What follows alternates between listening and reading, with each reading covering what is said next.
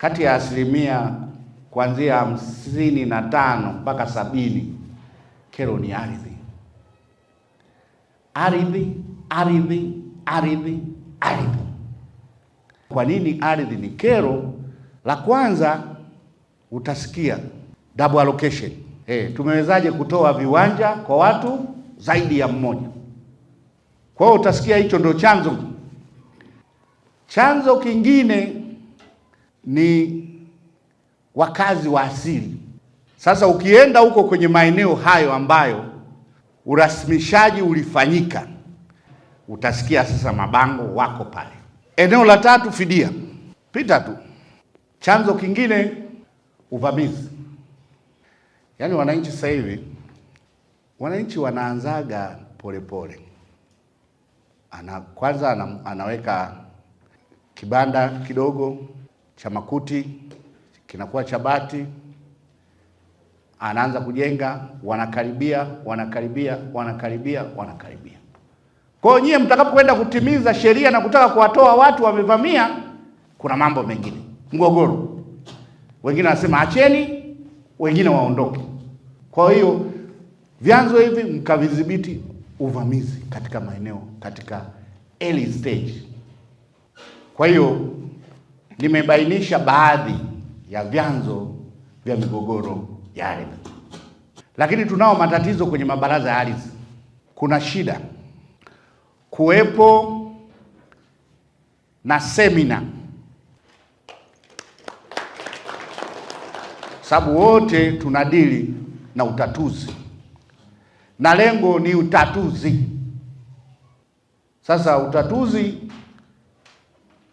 inahitaji pia uzoefu na kuongezewa uwezo. Kwa hiyo tutaongea na kamishna tuweke mipango hiyo. Kwa hiyo maelekezo yangu baada ya kikao chenu, niwaombe mtakapokwenda, la kwanza tukajitahidi kuondosha kero za ardhi.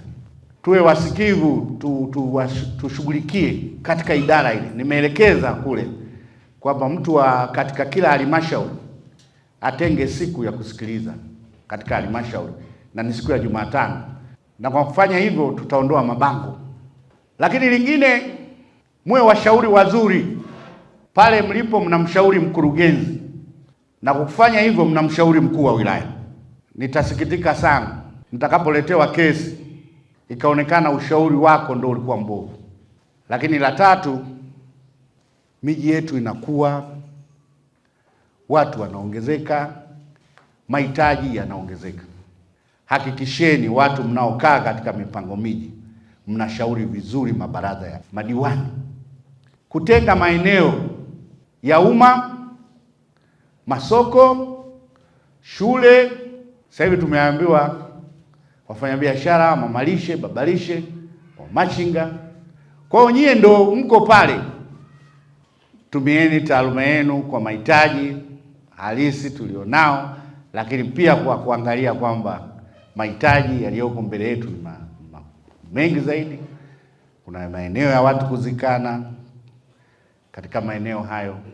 Kwa hiyo niliona haya nishiriki nani kuwaeleza, kwa challenge, ili mkiwa hapa pitishane. Lakini kikubwa tunawategemea mkirudi mtusaidie kutatua kero za wananchi.